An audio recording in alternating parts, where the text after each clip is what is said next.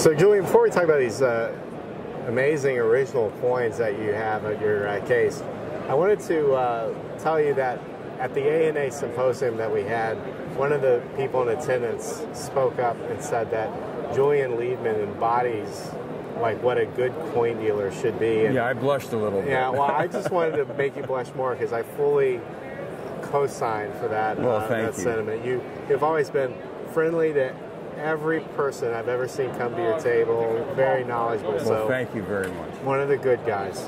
So I'm very excited to hear a story about these three gold coins. These are early 20th century gold coins. They look fantastic. They are. They're beautiful. And apparently, when you took these coins in, they came with some envelopes. Right.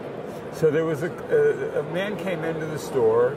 He said these have been in the family for years, and he took them out, and they were in the about, I don't know, maybe 6 or 8 of them were in envelopes, you know, and you took the coins out and they're wow. Right. And then you look at the envelopes, like this one here, you can see that it's a genuine old handwriting. There's no question in your mind about what it is. Right, the paper's the right age, the ink, it was just beautiful.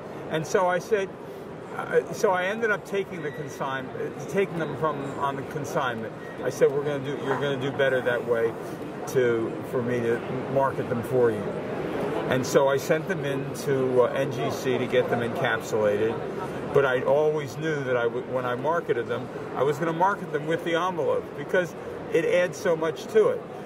It's not a famous family or anything like that, but the fact that these coins were given on Christmas, I see, this is Christmas, and it was really neat to see these. So that's exactly what, you know, and that's the way I'm going to market them. I think, you know, the originality of them just blows everything away. Two things that I think of immediately when I think about this. First of all, we don't often see unprocessed gold coins, right, on the market. Right. So these are fresh as the day they were struck. Yeah, exactly. And the second thing is, there was a tradition where people would give gold coins for Christmas, right? And that has essentially gone away as gold coins have left circulation. Right. So it's actually, you know, I've heard anecdotes about this. I've never actually seen evidence of it until I've seen these envelopes. Yeah, I mean, and it's perfect. You know, I think they're just really fabulous, and the condition of the coins is as they were made. You know, they got them from the bank in that year, and give them to the kids, you know.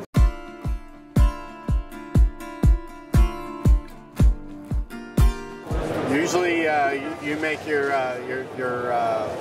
presence known in like the modern coin market. In recent years, you've expanded to the entire range, but it's not every day you get to sell $1 million coin. That's exactly right. So let me know about this special piece that you have. Yeah, we actually bought and sold this awesome 1933 10 here for a little over $1 million. And the coin's a fantastic coin. It's a super rare coin. There's about 35 of them known. And it's actually the only coin that you're legally allowed to own, the gold coin that's dated 1933. And it really makes it neat. So usually coins like this come to when they come to market, they come to an auction.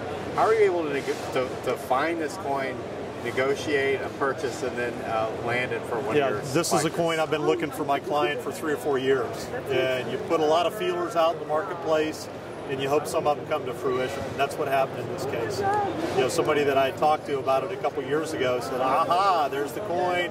I remember that they needed it, and I had a phone call, and we were able to connect the buyer and the seller together. So they wouldn't have just accepted any 3310, even though they're all rare. What makes this coin special? Now, what really makes it special is the eye appeal and the color of the coin. I mean, it's one of the finest known coins for the date. It's been graded by the best grading service, PCGS, and it's CAC approved on top of that. So it has all the bells and whistles you'd ever want in a coin. So, and it's just a fantastic coin, fits in perfectly with the gentleman's set. Yeah, so, it's a hair below MS66, and for that issue, 66 is as good as the top it gets. pop. That's as good as it gets. And it was the last coin that he needed to complete his set of 10 Indies. So how happy is he to get this coin? He's ecstatic, that's for sure. And I've had a lot of people look at it in my case. They want to buy it, they want to see it, they want to touch it, but it's sold. I mean, it's in the gentleman's collection, and it's going to stay there. So. Very cool. Let me see that close up. Absolutely. Yeah. I prefer the old people. The old one, I just kind of like it. I do ride.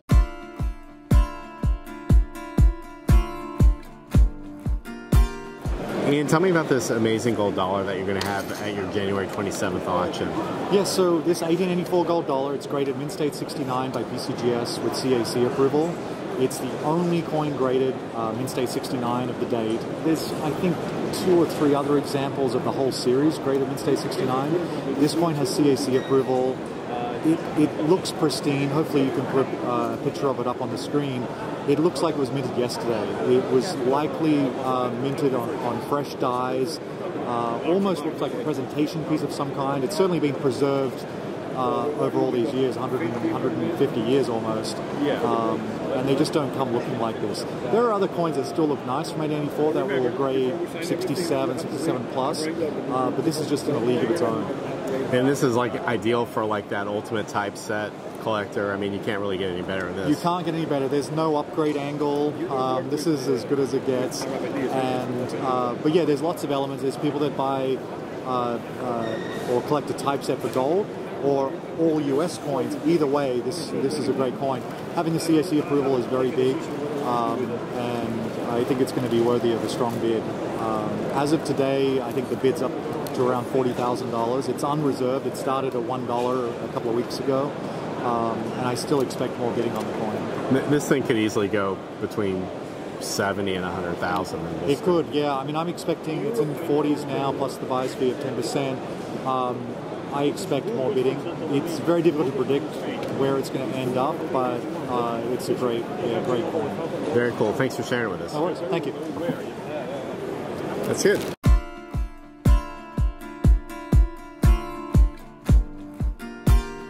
You like to do your research first by looking at the coin.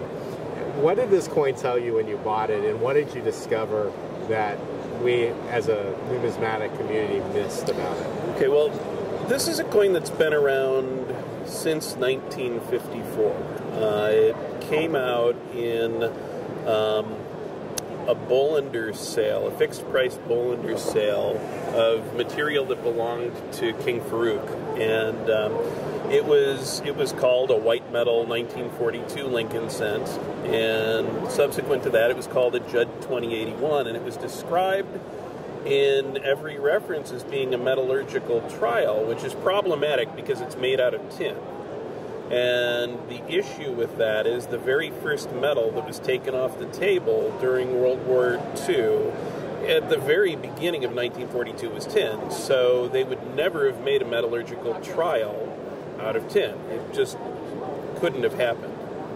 And the coin was in some very major collections and sold for a substantial amount of money. I think the last time it sold publicly, it brought about $85,000 in 2008.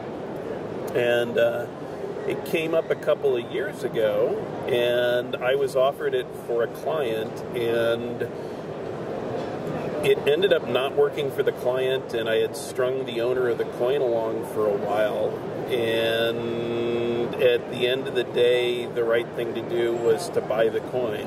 So I ended up buying it for my collection. I thought it was wonderful. I looked at the coin, and there was something really different about it, but it was hard to line up on what it was. It was in an old green label PCGS specimen 65 holder, and the gasket had kind of crept up around the rim of the coin and was obscuring some of the metal. And so while the texture and the overall look of the coin was different,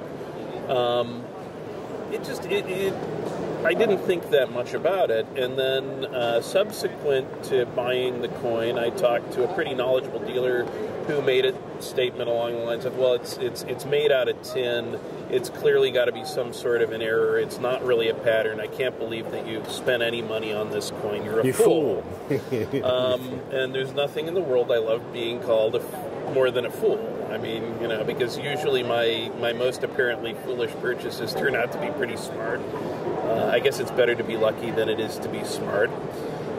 And so I started looking at the coin really carefully, because when you've spent a substantial amount of your money personally on something for your collection and someone says some negative things about it, you really want to know what you've got.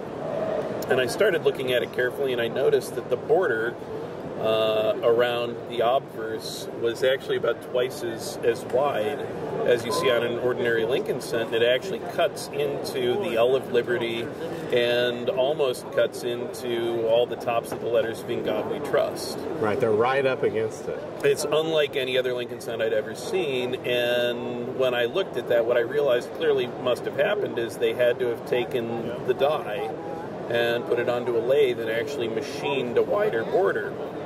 And looking at that, I realized, okay, well, that's proof positive that this thing was actually intentionally made as a pattern, and it's an altered die. It's not a regular issue die, and consequently, it's actually something special, and provably isn't an error. And I felt pretty good about that. And then I started looking at it more carefully, and I realized, but in addition to this wide rim, the whole front of the coin just really looked different to me. And the more I looked at it, the more apparent that became. Finally, I put a 10-power loop on it, and I could see that the letters in God We Trust and Liberty were standing up off the face of the coin a lot higher than I was used to seeing, and the basoning of the coin on the obverse was just completely different. And I started thinking, God, this actually kind of looks like a high-relief 1921 peace dollar. It's got like that different convexity going on. And I started thinking to myself, well, it's really apparent to me this is a high-relief Lincoln cent. And I started looking at other 1942 and other Lincoln cents from the era, and it was really obvious to me that that was the case. But I was sort of left with the question, well, how do you prove that? Because when you're looking at something that small, and when you're looking at something that's, somewhat subtle, you can't ask people to take your word for it.